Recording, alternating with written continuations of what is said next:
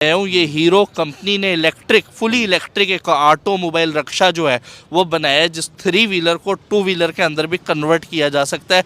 बहुत ही अच्छा है, फुली इलेक्ट्रिक है। वो कभी आपने इस तरह का रक्षा देखा कि जो कि रक्षे के आगे हैंडल उतर के वो मोटरसाइकिल बन जाए? नहीं, वो नहीं देखा। दोस्तों ये है हीरो मोटोकॉर्प का सर्ज, एक इलेक्ट्रिक 3 व्हीलर कॉन्सेप्ट है जिसको आप 2 व्हीलर में कन्वर्ट कर सकते हैं। इसमें पीछे आप सामान लोड करके चल सकते हैं और इसमें जो आप सीट देख रहे हैं ना, ये स्कूटर की सीट है। इनफैक्ट एक स्कूटर को पूरा फिट किया गया है इसमें, जो इस तरीके से आप खोल के बाहर निकालना चाहे। क्योंकि साइंस चाहिए कि इस्लाम चाहिए? इस्लाम चाहिए, हमें इस्लाम चाहिए। इस्लाम चाहिए। इलेक्ट्रिक रिक्शे भी चलते हैं?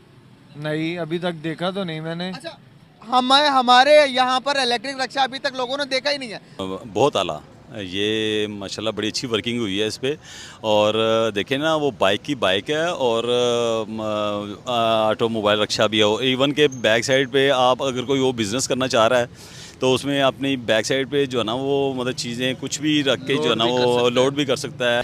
वाह भाईजान, ये जबरदस्त है ना? बेशक सर, मैं तो कहता हूँ अभी मिल जाए मुझे। चेक करो जरा, ये देखो टॉक कर रहा है, ये देखो ये अलहदा हो गया ऊपर। ये चेक करो, ये अलहदा हो गया। ये बाइक स्कूटी आगे निकल आई। ये चेक करो, ये स्कूटी ये अभी अलहदा हो जाएगा। जो बंदा कुरान पढ़ लेता है ना, उसको दुनिया में सरवाइव करना आ जाता है। जो दुनिया की तलीम है, दुनिया की तलीम 0 है, लेकिन जो हमारी दीन की तलीम है ना, वो 100%। अगर फुली मेड इन इंडिया है, ये भारत के अंदर ही बनाया गया है ये पूरा। ये जो है ना बस ये हमारी बदकिस्मती है कि उनकी ना गवर्नमेंट लेवल पे उनकी जो है ना बहुत ज़्यादा उन्हें जो है ना फैसिलिटेट किया जाता है। बताइए, अंदाजा लगाएं। मुझे लगता है चाइना, और नहीं चाइना नहीं, और कोई मुल्क का नाम ले। जापान भी नहीं है भाई। वो मदरसों के बड़े खिलाफ है कि यहाँ पर सिर्फ जिहाद सिखाया जाता है। मॉडर्निटी ये नहीं कि सिर्फ लोग इंग्लिश सीखे या दुनियावी तालीम सीखे।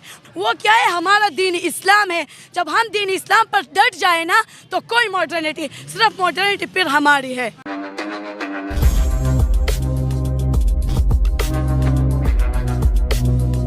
लेग पुलिंग नहीं है उधर। इधर जो है ना हमारी गवर्नमेंट लेवल पे भी जो है ना वो इस तरह कितनी करीम हमारी इधर ज़ाया हो रही है, तो वो लोग जो है ना सोर्सेज ना होने की वजह से भी जो है ना वो ज़ाया हो जाती है वो चीज़ें। इवन कोई इंजीनियर वो और दूसरा जो है ना वो मुल्क से बाहर ही चले जाते हैं जो अच्छे इंजीनियर्स हैं भी हैं या कोई भी इस हवाले से।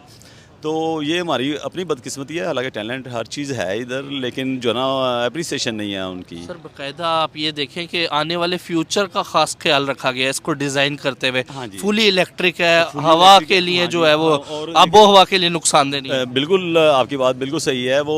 और इसमें धुएँ वगैरह का भी कोई चक्कर नहीं है, पोल्यूशन वगैरह के लिहाज से भी सेव है और बड़ा स्मूथ है और कंफर्टेबल है वो। बिल्कुल कोई मतलब उसमें आप यार बड़ा अच्छा उन्होंने डिज़ाइन किया है। मैं समझता हूँ कि ये उन्होंने जो है ना वो मतलब एक गरीब आवाम के लिए भी उन्होंने सोचा है। उनकी देखें गवर्नमेंट किस तरह 1.5 अरब की आबादी, 1.25 अरब की आबादी को किस तरह वो उन्होंने हैंडल करना, वो देखें कितने अच्छे तरीके से उन्होंने ये चीज़ उनके लिए, जो गुर्बत उधर भी काफ़ी है, तो उन्होंने उस हवाले से जो ना ये डिज़ाइन किया। और ये इसकी प्राइस भी मैं कहता हूँ काफ़ी बहुत ज़्यादा नहीं है, बहुत कम है, मिनिमम प्राइस है। ये बताएं कि जिस तरीके से भारत में इलेक्ट्रिक चीज़ों के ऊपर बहुत ज़्यादा ध्यान दिया जा रहा है, ऑटोमोबाइल सेक्टर में तकरीबन बहुत ज़्यादा जो है वो पोर्शन इलेक्ट्रिक कवर कर चुके हैं अपना।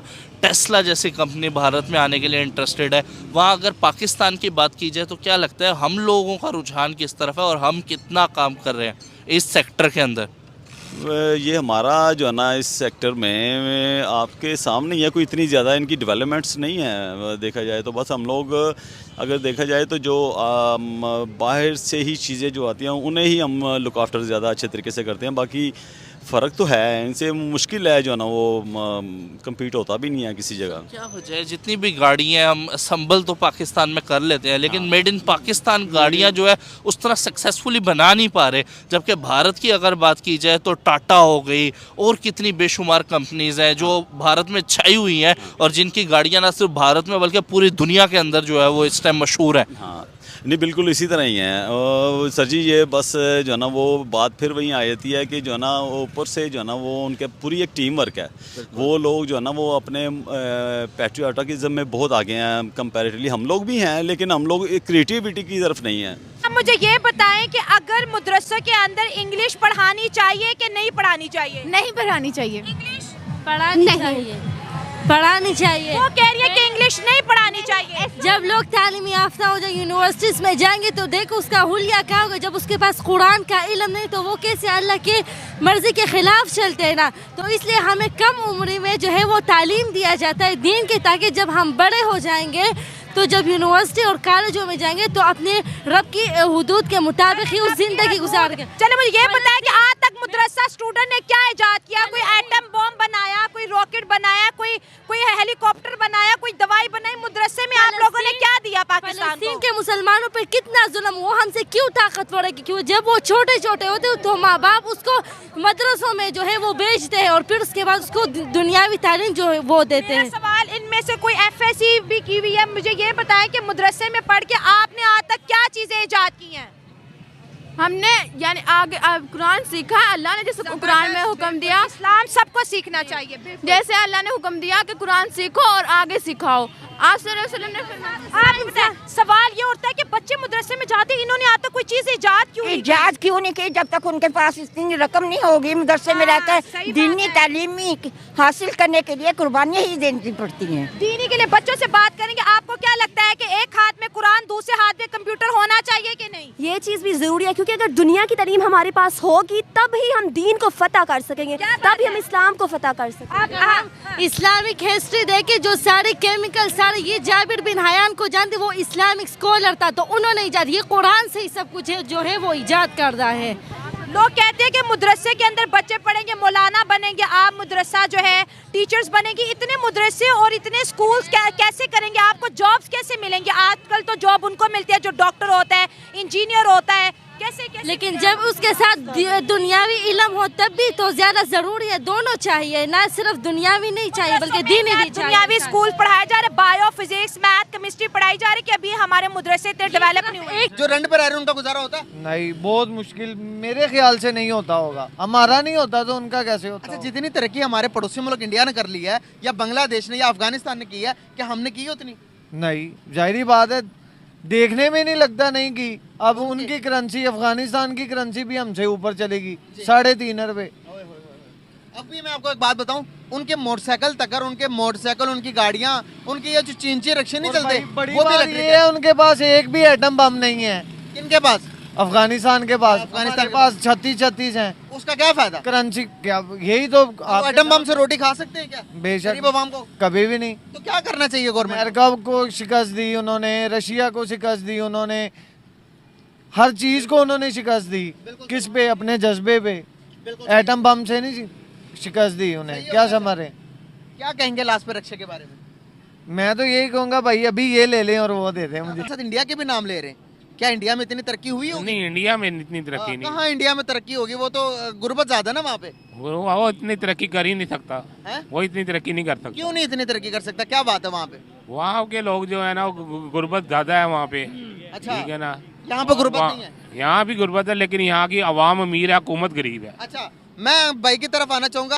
इंडिया क्यों कहा आपने, क्यों लगा कि आपको वो? भाई जिस तरह इंडिया का जो इंडिया की गवर्नमेंट है, इंडिया की जो जितनी भी पब्लिक सिटी है जो भी है उस पर फोकस कर रहे हैं। अच्छा। क्योंकि हमारे मुल्क के अंदर सिर्फ एक दूसरे के पीछे पड़े हुए हैं जी, हमने ये करना है, दूसरे को नहीं आने देना, तीसरे को अंदर करना है। आगे जाऊँगा। आपने भी इंडिया का नाम लिया, क्या इंडिया वाकई में तरक्की कर गया हुआ?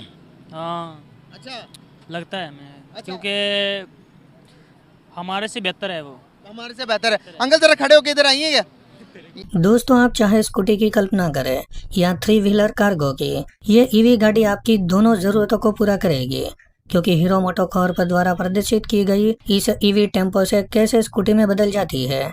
दरअसल दोस्तों, हीरो कंपनी ने हीरो सर्ज S32 का डिजाइन इस प्रकार से बनाया है कि ये 3 व्हीलर कार्गो के अंदर ही एक 2 व्हीलर स्कूटी समझ जाती है, जो हैवी लोड या भारी सामान उठाने वाले टेम्पो में बदल जाती है।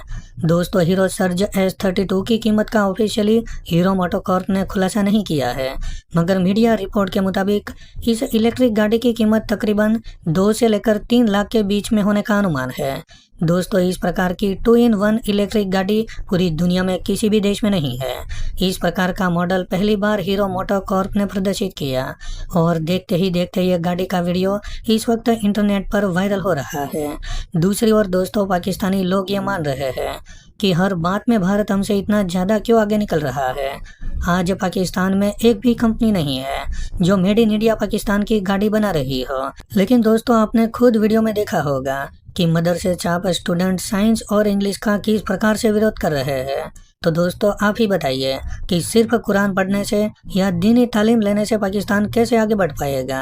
दोस्तों, यही वजह है कि जब से पाकिस्तान आज़ाद हुआ है तब से एक भी ऐसा संशोधन नहीं है जो पाकिस्तानी ने किया हो। तो दोस्तों, आज के लिए बस इतना ही। अगर आपको ये 2-in-1 गाड़ी पसंद आई हो तो वीडियो को लाइक कर दें और हमारे चैनल को सब्सक्राइब कर लें।